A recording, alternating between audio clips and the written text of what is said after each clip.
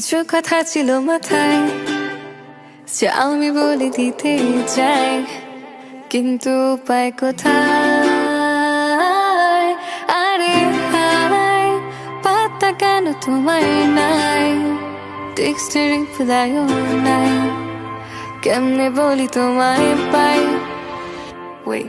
না প্রথম দেখাতে ভালোবাসিনি আমি, তবে ধীরে ধীরে জাগলো এই অনুভূতি। আমি সারাদিন ভেবে এইভাবে চাই আমার